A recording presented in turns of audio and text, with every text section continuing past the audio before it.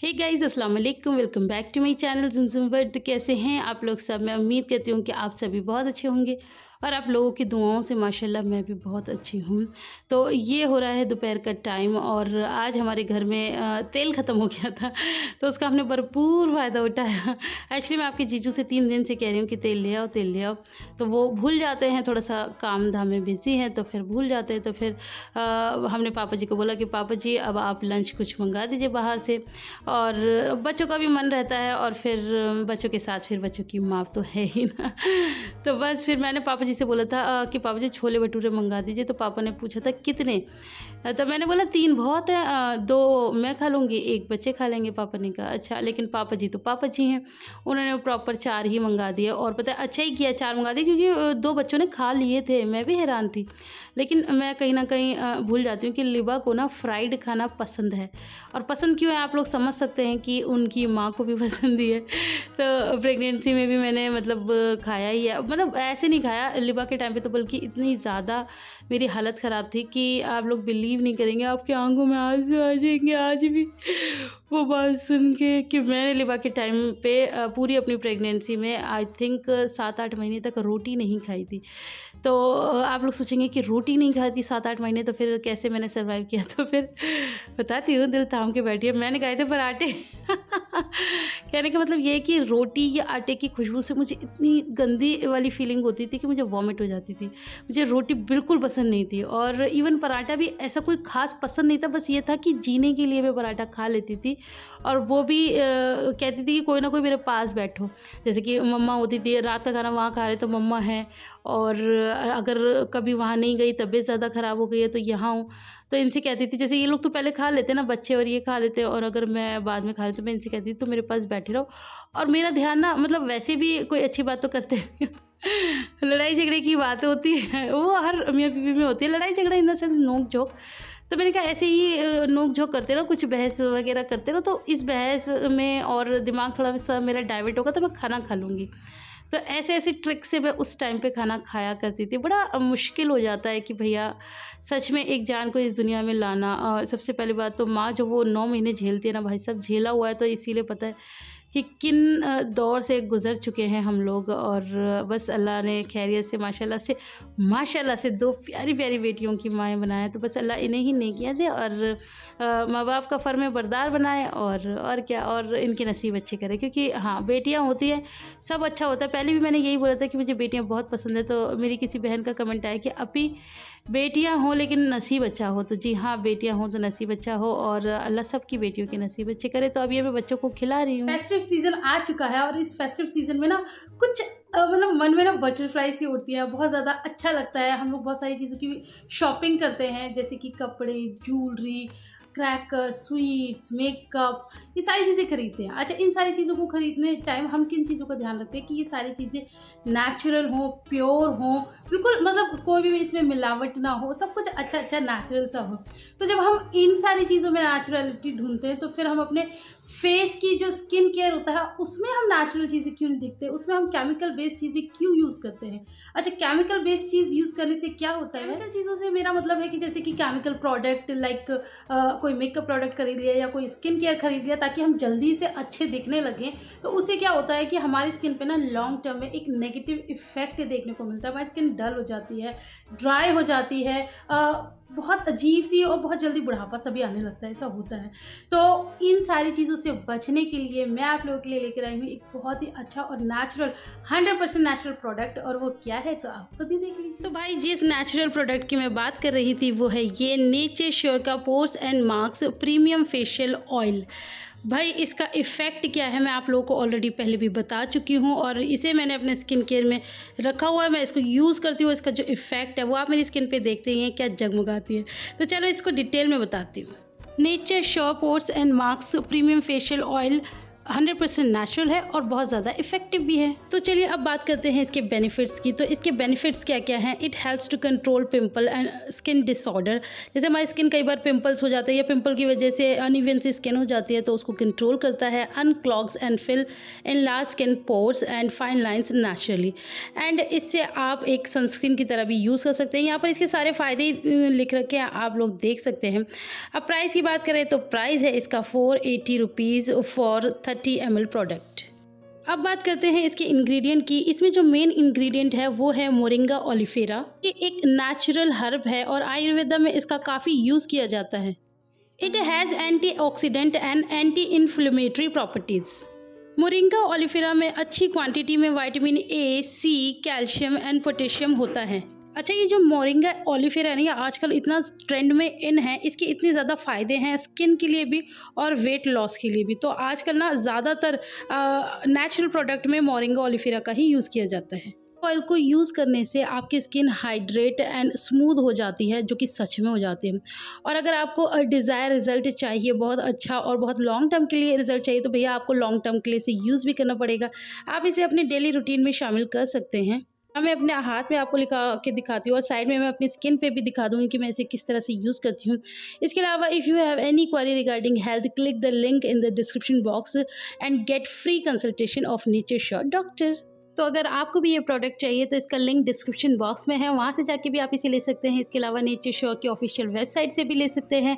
इसके अलावा अमेज़न, फ्लिपकार्ट और नायका पे भी ये अवेलेबल है। तो फिर आप जल्दी से इसे ग्रैब कर लीजिए और फिर मुझे कमेंट करके ज़रूर बताना कि आपको इसका इफ़ेक्ट कैसा लगा। यहाँ देखिए क्या हो रहा है, ये कुछ नहीं, अभी और देखिए, ये देखिए, ये मैडम अब इतनी बड़ी हो गई हैं कि चेयर लगा के इन्होंने यहाँ पर मेरे मेकअप का सामान रखा है, हल्का फुल्का वो निकाला है, लिपस्टिक निकाली और लगाने लगी। इसको लिपस्टिक का इतना ज़्यादा शौक है और ये शैतानी में मुझे नहीं पता था। मैं बाहर काम कर रही थी, पापा जी आए थे, तो पापा जी हमेशा इसे आवाज़ लगाते हैं। तो मैंने कहा पापा जी अंदर रूम में, तो पापा कह रहे अच्छा। मैंने कहा आप जाके देख लो क्या कर रही है।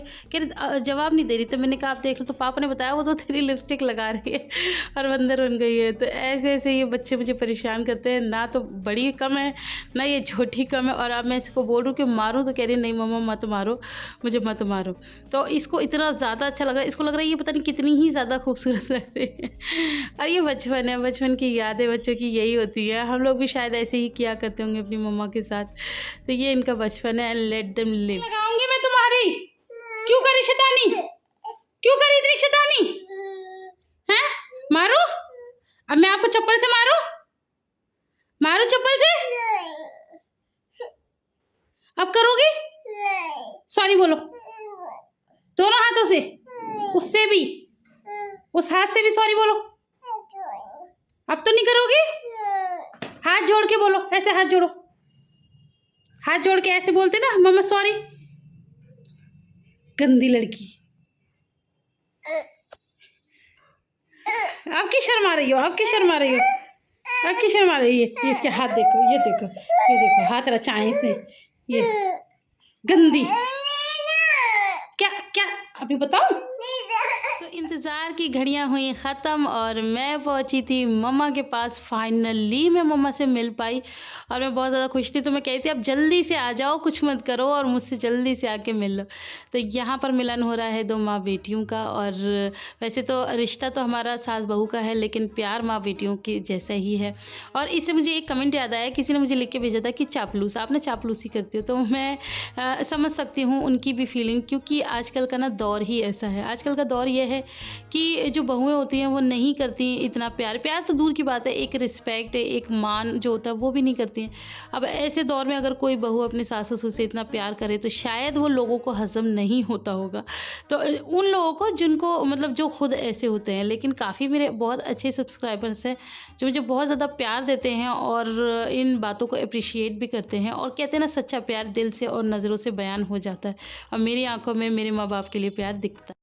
तो यहाँ पर ना हम इतनी अच्छी कॉन्वर्सेशन कर रहे थे, लेकिन पीछे से गाना आ रहा था और मैं चाह रही थी कि आपको सारी बातें सुनाती, मम्मी की भी बातें सुनाती है, अपनी भी सुनाती है। इतने दिनों के बिछड़े हुए मिले थे तो बहुत सारी बातें कर रहे थे, लेकिन बस वही है कि पीछे से टीवी चल रहा था। बट चलो कोई बात नहीं। मैं आपको बता देती हूँ, यहाँ पर मैं मम्मी से कह रही थी कि आज आप बहुत स्मार्ट लग रहे हो, तो मम्मी की भीनी-भीनी स्माइल देखो मम्मी शर्मा गई हैं। तो मैं मम्मी से पूछी थी कि आपने नया सूट पहना है? मम्मी ने कहा हाँ मैंने नया पहना है। एक्चुअली हमारी मम्मा का ये है कि वो गर्मियों में ना नए कपड़े ज़्यादा पहन नहीं पाती।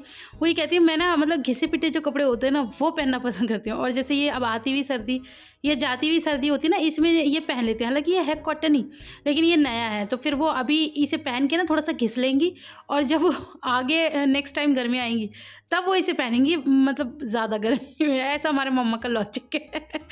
तो यहाँ पर बस आयल भी लगा हुआ है। सब बच्चे को वो दलिया खा रहे थे। मम्मी ने दलिया बनाया था अपने लिए। मैंने आप लोगों को पहले भी बताया ना कि मम्मी मिर्च का नहीं खाती हैं, तो फिर मम्मी ने दिन में अपने लिए दलिया बना लिया था। तो सब बच्चों को दलिया पसंद ही है, तो सब वही खा रहे हैं। और यहाँ पर मैं लिबा की शैतानी बता रही थी कि आज लिबा ने पूरा दिन क्या किया है, इसने कितनी ज़्यादा शैतानी की है। तो मम्मी यही कह रही थी कि ये तो ऐसे ही करती है, ये बचपन से ही ऐसी है। ये मम्मी बताती है कि ये पैदा होते हुए रोती हुई आई थी आंसुओं से, और ये अभी तक भी रोती रहती है। तो मैं बस मम्मी को बता रही हूँ कि जब मैं इसकी लिपस्टिक साफ़ कर रही थी ना, तो ये मुझसे कह रही थी कि सब साफ़ कर लो, लिप्स पे से मत हटाओ। तो ये कह रही थी मम्मा पिक लगे रहने दो, आप सब साफ़ कर लो, हाथ साफ़ कर लो, मुँह साफ़ कर लो। तो ये सब मैं मम्मा को डिटेल में बता रही थी। और भी जो मेरी दिल की पूरा मतलब बातें होती है वो मैं सब अपनी मम्मा से कर लेती हूँ। और मुझे सच बताऊँ यही एहसास होता है कि मैंने अपनी ही मम्मा से करी हैं। और यहाँ पर मम्मी से मैं पूछ रही थी, और मम्मी पता इतनी अच्छी बात बता रही थी कि मम्मी को डॉक्टर के पास जाना नहीं था, मतलब मम्मी की तबीयत ख़राब थी। तो मम्मी की ज़्यादा तबीयत ख़राब हो रही थी, तो मम्मी कह रही है मुझे समझ में नहीं आ रहा मैं क्या करूँ। तो मैं ये बोल रही थी कि आप चले जाओ डॉक्टर के पास। तो कह रही नहीं, पापा ने यानी कि हमारे ससुर जी ने मना करा है, क्योंकि मम्मी का काफ़ी लंबा इलाज चला है, और डॉक्टर ने वहाँ से ग्रीन सिग्नल दिया है कि अब इन्हें मेडिसिन पे नहीं रखना। और जैसे मम्मी कभी कभार परहेज़ टूट जाता है, इधर उधर थोड़ा 19-20 हो जाता है, तो मम्मी की तबीयत ज़्यादा ख़राब हो जाती है। तो मैं मम्मी को यही कह रही थी कि आप खोमचे में जाके दवाई ले आओ, चुपचाप से ला के रख लो, और कभी परहेज़ 19-20 होता है तो खा लिया करना, आप इतना परेशान तो नहीं होगी। तो हम सास बहू की यही बातें चल रही थी। बट वही वाली बात है कि पीछे से आ रही थी आवाज़, तो इसलिए मैं आपको अब वॉइस ओवर में तो बस जी बातें शातें करके मम्मी का हाल चाल पूछ के मैं आ गई थी रोटी बनाने के लिए। अब आप सोचेंगे कि मैं मम्मी को ये सलाह क्यों दे रही थी कि चुपचाप से जाके दवाई ले आओ, क्या मम्मी को कोई दवाई ला के नहीं देता? नहीं, ऐसी कोई दिक्कत नहीं है। मम्मी का काफ़ी टाइम से इलाज चल रहा है। मम्मी के पेट में आप लोगों को पता है कुछ प्रॉब्लम है, तो वो मतलब मिर्च वगैरह का ना मम्मा बिल्कुल नहीं झेल पाती हैं। तो काफ़ी साल इवन मम्मी को दवाई खाते हुए भी हो गए। तो अब जो डॉक्टर है ना, उन्होंने ग्रीन सिग्नल दे दिया था कि अब आपको दवाई की ज़रूरत नहीं है, अब आप सिर्फ परहेज़ करो और आप ठीक हो। तो अब वो परहेज़ का ऐसा होता है ना कि थोड़ा बहुत मतलब मम्मी ऐसा कोई मिर्च का खाती नहीं है। वैसे हमारे घर में काफ़ी फीका खाना बनने लगा है अब। लेकिन वो ये होता है कि जैसे कोई सब्ज़ी बनाई है तो उसमें से मम्मी ने खाली आलू निकाल के खा लिया, कभी ऐसे कर लिया या कभी कुछ और खा लिया। तो वो कभी कभार ना कोई चीज़ मम्मा को कर जाती है नुकसान। तो मम्मी अभी वही बता रही थी कि वो मुझे नुकसान कर गई थी, तो मैं बहुत ज़्यादा पूरी रात परेशान रही। तो मैं ये बोल रही थी कि चुपचाप से दवाई ले आओ ना, क्योंकि वो जो दवाई होती है ना, वो जैसे थोड़ा बहुत परहेज़ इधर उधर 19-20 हो जाता है तो वो दवाई ना कवर अप कर लेती है। लेकिन पापा मना करते हैं। पापा का कहना भी ये वैसे सही है कि दवाइयाँ लॉन्ग टर्म के लिए नहीं खानी चाहिए, क्योंकि फिर वो एक तरह से साइड इफ़ेक्ट ही करती हैं, और ये बात भी ठीक है। लेकिन अब क्या करें, अब ज़िंदगी है, जीनी भी है और फिर परेशानी भी है। तो मैंने कहा इमरजेंसी के लिए चुपचाप ला के रखो ना, फिर कभी ऐसी तबीयत ख़राब हो तो कहा कम से कम आप खा तो लो। तो यहाँ पर मैंने इसलिए किया कि छोटे छोटे बच्चे मेरे पैरों में के गिर जाते हैं, और अगर मैं इन पे गिर गई तो आप समझ सकते हैं कि इनका क्या ही होगा। तो बस यहाँ पर मम्मी से बातचीत तो हमेशा ही चलती रहेगी। मम्मी से मैं कितनी भी बात कर लूँ ख़त्म नहीं होती है। और वहाँ मैं बात कर रही थी, थोड़ा सा मेरी बात अधूरी रह गई थी क्योंकि वीडियो ख़त्म हो गया था। तो मैं यही बता रही थी कि हाँ भाई, जो प्यार होता है वो नज़रों से और दिल से बयान होता है, और आप लोगों को शायद मेरी नज़रों में दिखता होगा मेरे माँ बाप के लिए इतना सारा प्यार, और हमें दिखता है, किसी को दिखे ना दिखे, हमें एक दूसरे के लिए बहुत ज़्यादा दिखता है। मम्मी भी मेरे बिना नहीं रह पाती, वो भी मुझे बहुत मिस करती है। कहते हैं ना, आग दोनों तरफ बराबर लगी हुई है। जितना प्यार मैं उनसे करती हूँ वो भी करती है। और आप सोचेंगे कि ये इतना ज़्यादा प्यार मैं उनसे करती क्यों हूँ। मैंने ना बचपन में जब छोटी थी तो मैंने एक हमारे दूर के रिश्तेदार हैं उनको देखा था, उनकी बहू को, तो वो भी बड़ा अपने मतलब सास ससुर से प्यार करती थी। तो तभी से मन में ख्याल आया कि भैया मैं भी करूँगी। तो यहाँ पर मैंने चावल उबलने रख दिए हैं। अब आप सोचेंगे कि चावल क्यों बना रही हूँ मैं, एक्चुअली अब भैया आए आए थे और आज भैया का खाने का मन कर रहा था वेज राइस, तो बस फिर उसी की तैयारियों में लग गए। तो यहाँ पर हमने अब चावल भिगोने का टाइम तो था नहीं, ये बिरयानी वाले चावल ही हैं, तो बस इन्हें जल्दी से धो के और उबलने रख दिया। ये मैंने थोड़ा सा घी डाल दिया, बाकी कुछ भी नहीं डाला। और यहाँ पर मम्मी और भैया बैठ के कटिंग करें क्योंकि ऑलमोस्ट बहुत ज़्यादा लेट हो गई थी। हालांकि मम्मी तो मना कर रही थी क्योंकि भैया मतलब नॉनवेज ज़्यादा शौक से खाते हैं और आज घर में नॉनवेज ही बना था, लेकिन मन की बात है कि उनका मन था खाने का, तो फिर मैंने मम्मा को बोला कुछ मत कहो, अगर उनका मन है तो कोई बात नहीं, बन जाएगा। तो बस मैं वैसे आप लोगों को शायद पता है, पता नहीं पता, मैं शादी से पहले ये सारा चाइनीज़ फूड सब बनाती थी और माशाल्लाह से सबको बहुत ज़्यादा पसंद आता था। लेकिन अब ये दिक्कत है कि अब भैया ने पता नहीं कहाँ से देखा है, अब भैया कह रहे थे मैं पूरी रेसिपी देख कर आया और वैसे ही बनेगा। तो मैंने भैया से पूछा, मैंने कहा भैया फिर आपको खुद बनाना है तो आप देख लो, तो कहने लगे नहीं बना तो तुम ही दो। तो मैंने कहा ठीक है, क्योंकि अगर अच्छा हुआ मैंने ही बना दिया, क्योंकि अगर भैया बनाते तो भैया की रेसिपी में तो कोई ज़्यादा खास दम था नहीं तो फिर इसीलिए मैंने ही बना दिया अपने दिमाग से। इसमें काफ़ी सारी चीज़ों की कमी थी जो कि थे ही नहीं सामान। तो अब आ गए थे इनके बड़े भैया यानी कि आपके जीजू तो वो आ गए थे और वो सबके लिए लेकर आए थे चिली पटेटो। और मैं आपको बता दूँ, चिली पटेटो वैसे दिल्ली में बहुत मतलब यम मिलते, लेकिन थे, मैं उसमें थे ज़रूर लगाऊंगी क्योंकि अब उतने अच्छे नहीं मिलते हैं। जब स्टार्ट हुए थे ना दिल्ली में तब वो वहाँ पर भी बहुत अच्छे मिलते थे, लेकिन अब तो पता नहीं कैसे कैसे कर दिए हैं। हाँ, लेकिन सासनी में बहुत अच्छे मिलते हैं, मुझे ये सासनी के इतने ज़्यादा पसंद आते हैं। तो बस वही है कि अब ये भी खाए जाएंगे। खैर मैं ज़्यादा नहीं खाऊंगी, बहुत थोड़ा सा ही खाऊंगी।